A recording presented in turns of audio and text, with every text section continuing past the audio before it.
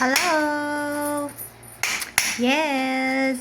At ngayon, syempre, wala na tayong content dahil nakakatamad na mag-post.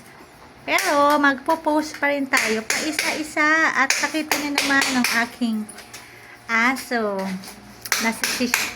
na si Chappy ay isang chismosa. Chismoso daw to eh, oh. Uy! Bakit chismoso? Kasi ang kanyang tatay ay, ayan.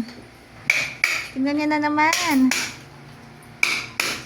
Si Boy Butingting. Si Boy Butingting.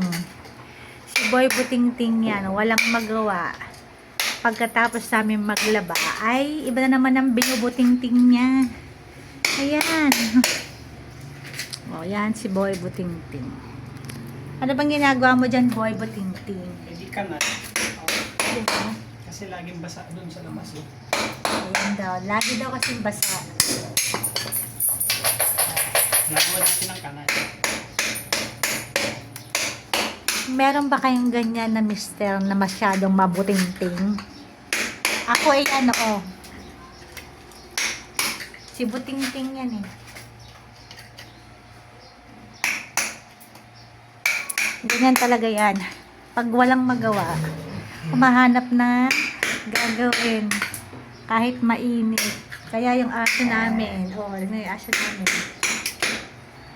nanonood, nakikichismis din sa kanya. Ayan si Boy Butingting.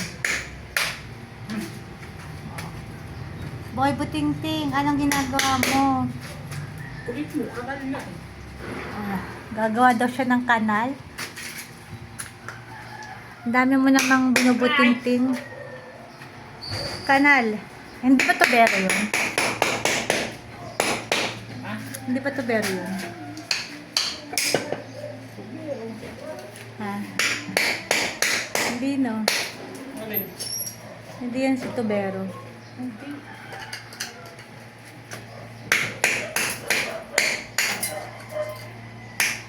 Ayan. Aray tubig, hindi diretso labas. Dito lang. O, diba? Mahanap ng trabaho niya.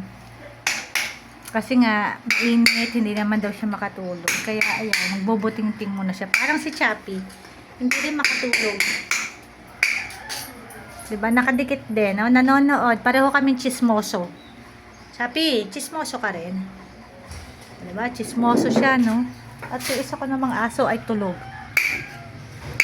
O, ayun ang aking si Mr. Butingting. Okay na rin, 'di ba? Kasi nakakatipid tayo sa bayad. Libre ng bayad. Si Boy Butingting. Ayan, sige. Pe! Pe! Aray, kamay ko. Pag-igihan mo ha, para makatipid tayo sa bayad. Ito ating ginagawa ngayon tanghali. At ayan na. Lalim pa pala. Kulang pa yan. Kailangan mo ng malalim pa rin.